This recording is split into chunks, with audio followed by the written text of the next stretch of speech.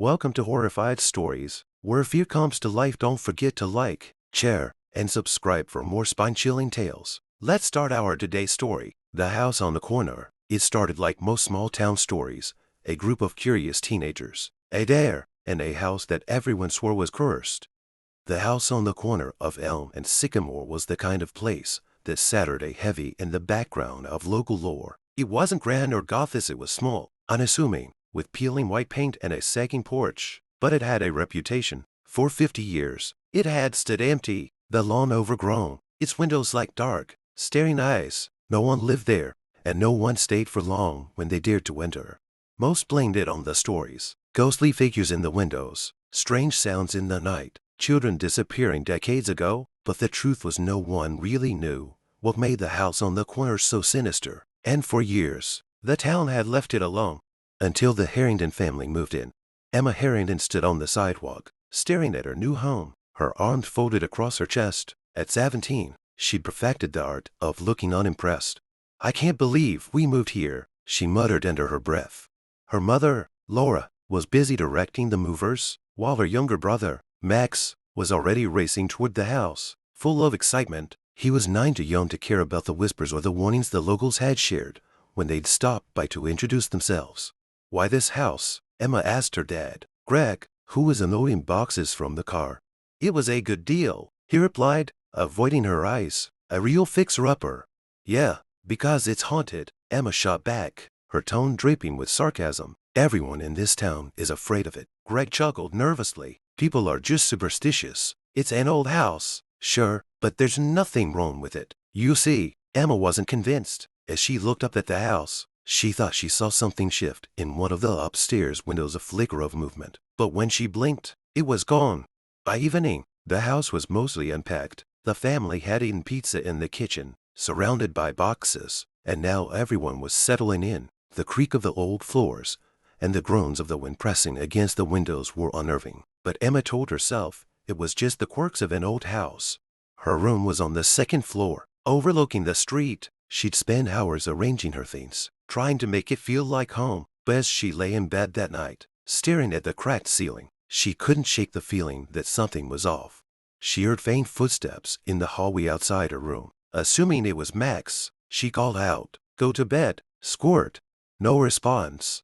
"Max," she said again, louder this time. The footsteps stopped. Emma frowned. Getting up to check, she opened her door and peered into the dim hallway. It was empty. "Max, quit messing around," she muttered. She walked to his room and peeked inside. He was fast asleep, clutching his favorite stuffed dinosaur.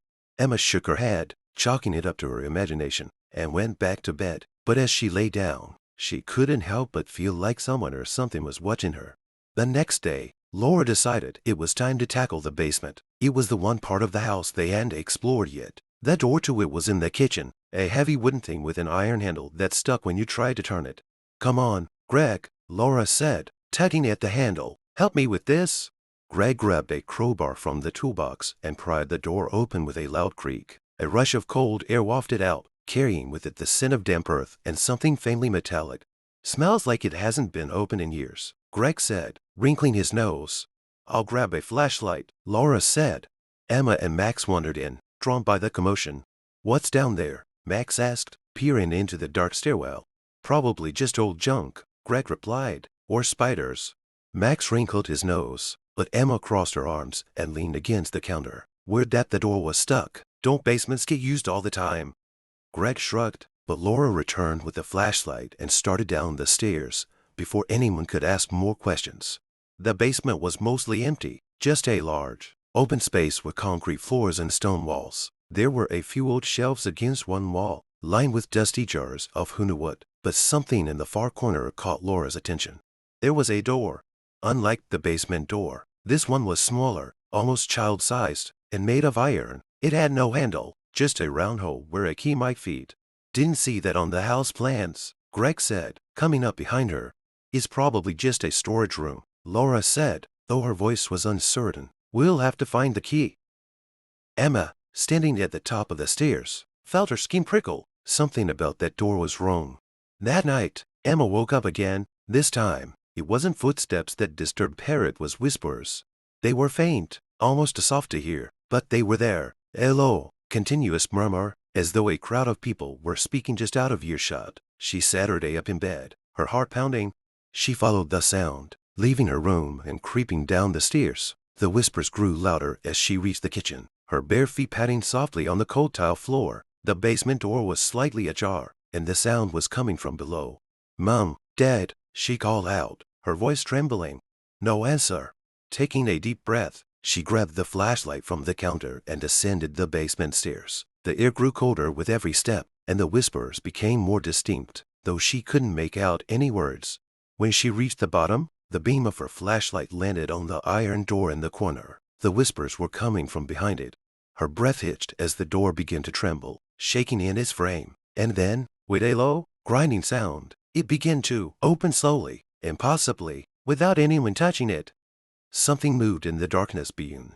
The iron door creaked open as though it had been waiting for this moment. Emma frowned at the base of the stairs, her flashlight trembling in her grip. The whispers that had lured her into the basement were now a deafening chorus, 1,000 overlapping voices that filled the air with an unbearable hum. She tried to back away, but her legs felt rooted to the spot. Beyond the iron door was darkness thick, impenetrable, and alive. As Emma stared into the void, something shifted. A faint glow appeared, a sickly green light emanating from deep within. It pulsed like a heartbeat, and with each pulse, the whispers grew louder. And then the door slammed shut. Emma let out a scream, the sound cutting through the oppressive whispers. The basement fell silent, the sudden quiet almost as unnerving as the noise had been. She staggered back, her heart hammering in her chest, and ran up the stairs without looking back.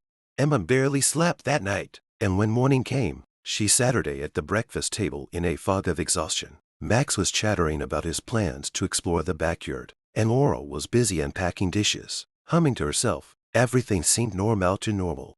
Emma's father noticed her pale face and dark circles. "Rough night?" Greg asked, pouring himself a cup of coffee. Emma hesitated, debating whether to tell them about the whispers and the iron door. She glanced at Max, who was slurping cereal, oblivious. The last thing she wanted was to scare him. "Yeah, I didn't sleep well," she said finally, keeping her voice casual. "The house makes weird noises at night."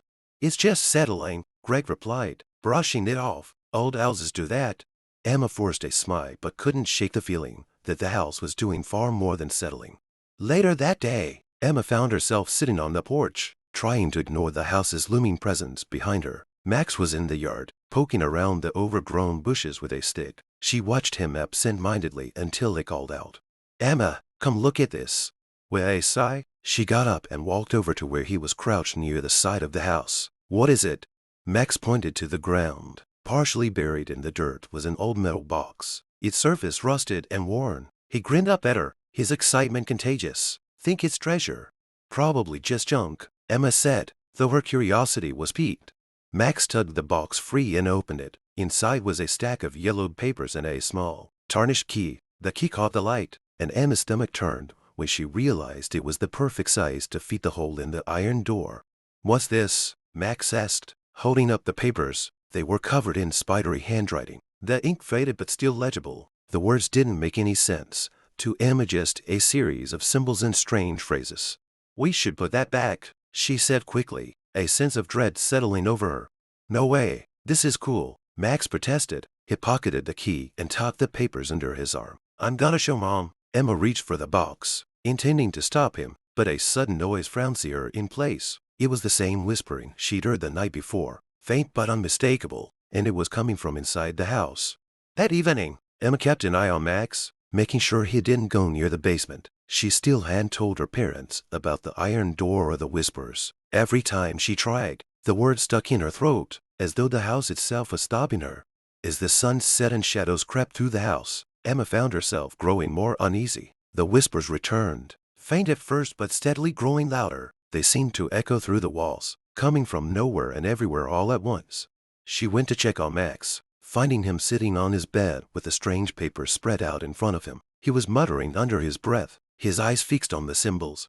"Max," she said, stepping into the room. He didn't respond. "Max," she said louder, shaking his shoulder. He blinked and looked up at her, confused. "What? What are you doing?" she asked, trying to keep her voice steady. "Where did you get those papers?" Max shrugged. I was just looking at them. They're weird, but I don't know. They feel important. Emma grabbed the papers and folded them up. Don't mess with this stuff. Okay, it's probably dangerous. Max frowned but didn't argue. As Emma turned to leave, she noticed the key sitting on his nightstand. It seemed to glint in the dim light, almost as if it were calling to her.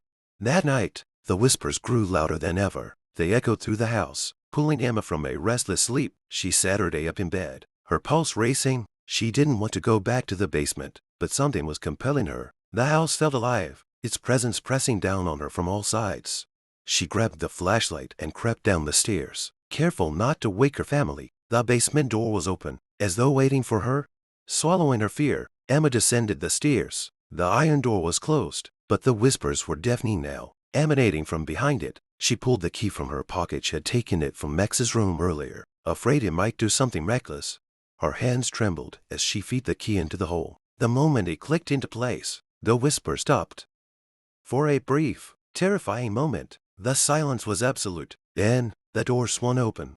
The space beyond the iron door wasn't what Emma had expected. It wasn't dark or cramped. Instead, it was a vast, circular chamber. Its walls lined with shelves filled with strange, ancient objects filled with blackened teeth, books bound in what looked like human skin, and masks carved from bone. The green glow she'd seen earlier lit the room, emanating from a massive sigil on the floor. Emma stepped inside, drawn by a force she couldn't resist. As she moved closer to the sigil, she saw something lying as cinder, a figure, small and frail, curled into a fetal position. "Hello," she called out, her voice shaking. The figure stirred, its movements jerky and unnatural. It turned its head, and Emma's breath caught in her throat. The face that stared back at her was a round bit twisted. "Hello, am wrong." The creature opened its mouth, and the whispers returned, louder than ever.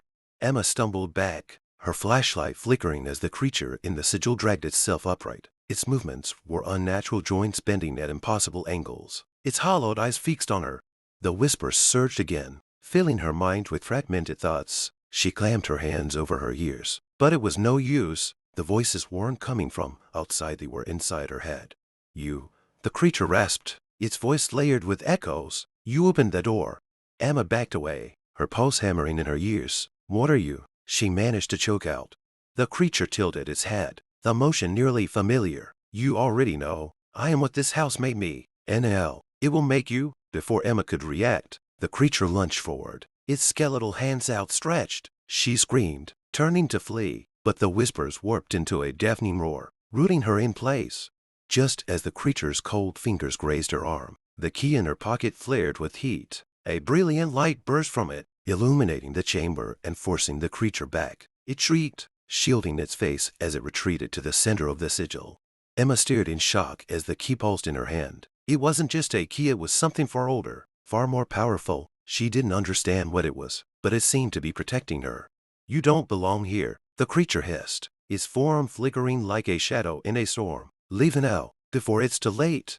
The whispers began to shift, taking on a new tone, pleading, desperate. They weren't coming from the creature anymore. They were coming from the house itself. Emma didn't wait to find out what would happen next. She turned and bolted back up the stairs, slamming the iron door behind her. The whispers fell silent, leaving the basement eerily quiet, but she knew the house wasn't done with her. The next morning, Emma woke up in her bed, unsure how she had gotten there. Her memories of the night before were fragmented, like pieces of a shattered mirror. Had it all been a dream? Her room looked the same, but something about it felt off. The shadows in the corners seemed darker, deeper, and when she glanced at her reflection in the mirror, it seemed to linger a moment too long before mimicking her movements. At breakfast, Max was unusually quiet. He poked at his cereal, his face pale. Laura noticed immediately. "What's wrong, sweetheart?" she asked. Max shrugged. "Bad dreams." "What kind of dreams?" Emma asked, her voice sharper than she intended. Max hesitated, then looked up at her with wide, frightened eyes. "I saw you in the basement, but it wasn't you. It was something else," it said. His voice faltered. "It said the house is hungry." Emma's stomach dropped. "You were dreaming," she said quickly, though her voice lacked conviction. Max shook his head. "No, I woke up, and I heard you talking to it." Laura and Greg exchanged confused glances, but Emma's mind was spinning. If Max had seen her in the basement or something that looked like her, then the house wasn't just targeting her anymore. It was spreading. That afternoon, Emma decided to confront the iron door again. She couldn't keep running from whatever was happening. The house had chosen her for a reason, and if she didn't figure out why, it might destroy her family. She found the key where she had left it on her nightstand. Its surface cool and unassuming, but when she picked it up, a jolt shot through her hand, and for a brief moment, the world around her flickered. She saw the house as it had once been, bright, vibrant, alive with people, but there was something wrong. The people were distorted, their faces blurred, their movements jittery, and then the vision was gone. Emma staggered back, clutching the key. A faint, glowing mark had appeared on her palm, shaped like the sigil she had seen in the basement. The whispers returned, faint but insistent. "It's your turn," they said. "You must feed the house." The house grew more oppressive with each passing hour. The walls seemed to close in, and the once faint whispers were now audible even in broad daylight. Laura and Greg noticed the change, though they tried to dismiss it as normal moving stress. Max, however, was growing more withdrawn, his eyes darting toward dark corners as if he could see something the rest of them couldn't. That night, the house claimed its first victim. Emma woke to the sound of footsteps outside her room. She thought it was Max again, but when she opened her door, she saw her mother walking down the hall, her movements stiff and unnatural. "Mom," Emma whispered, but Laura didn't respond. Emma followed her, heart pounding. Laura descended the stairs and headed toward the basement. The iron door was open, the green light spilling out like mist. "Mom, stop," Emma shouted, but Laura kept walking. Emma rushed forward, grabbing her mother's arm, but the moment she touched her, a surge of energy knocked her back. Laura stepped into the basement, and the door slammed shut. "No," Emma screamed, pounding on the door. The whispers grew deafening, mocking her. When the door finally creaked open, the basement was empty. Laura was gone. The next morning, Greg called the police. Laura was officially missing, and the officers assured them they would search the town. But Emma knew they wouldn't find her mother. The house had taken her. Max clung to Emma, his fear palpable. "It's the house," he whispered. "It's alive." Emma didn't argue. Instead, she focused on the key. It was the only thing that seemed to hold any power over the house, and she was determined to use it to get her mother back. That evening, while Greg was speaking with the police again, Emma and Max returned to the basement. The iron door was closed, but the whispers greeted them as soon as they entered. Emma held the key tightly, her hand trembling. "We're getting her back," she told Max, though she wasn't sure she believed it herself. She inserted the key into the lock and turned. The door swung open, revealing the chamber beyond. But this time, the sigil on the floor was glowing brighter, and the creature from before was no longer alone. The room was filled with figures, pale, hollow versions of people, their faces twisted and incomplete. Emma recognized some of them from old photos of the house's previous owners, and at the center of the sigil was Laura, her body limp and her face blank. "Mom," Max cried, rushing forward, but Emma grabbed him. "Stay back," she warned. The creature from before stepped forward, its hollow eyes fixed on Emma. "You've brought the key," it said. "The house will decide if you are worthy." The sigil flared, and the room began to tremble. Emma tightened her grip on Max, her resolve hardening. She wasn't going to let the house win. The chamber trembled as the sigil's glow pulsed brighter, casting grotesque shadows across the walls. The hollow figures swayed like marionettes, their movements unnatural and jerky. At the center of the sigil, Laura lay unmoving, her body surrounded by flickering green light. Emma clutched Max's hand tightly. His small fingers trembled in hers, but his gaze remained fixed on their mother. The whispers were louder now, weaving through the air like a chorus of unseen mouths. The creature Emma's twisted doppelganger stepped closer, its empty gaze locking on her. "The house has chosen you," it hissed. "Your family's blood will complete the cycle. Only then will the hunger be sated." Emma tightened her grip on the key. "You're lying. I'm not giving you anything." The creature tilted its head, and a chilling smile spread across its gaunt face. "You already have. You opened the door." Emma could feel the weight of the house pressing down on her, the air thick with its malevolence. The whispers twisted around her thoughts, trying to drown out her resolve. She forced herself to focus on the key in her hand. It was her only weapon, her only chance. "What does the house want?" she demanded, her voice shaking but defiant. "Why us?"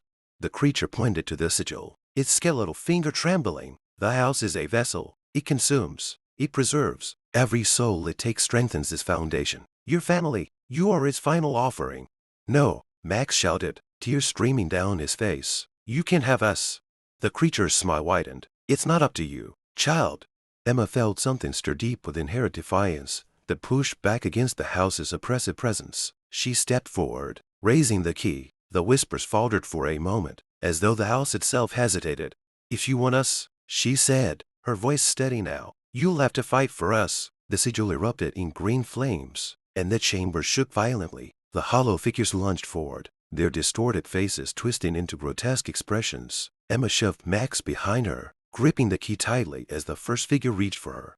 The key glowed brilliantly, and when she swung it through the air, the figure dissolved into ash with an anguished wail. Another charged at her, but she struck it down with the same light, the key burning like a brand in her hand. Max crouched near the edge of the room, his eyes wide with terror. "Emma, they're everywhere." She turned to him, her voice urgent. "Stay close to me. Whatever happens, don't let go of my hand."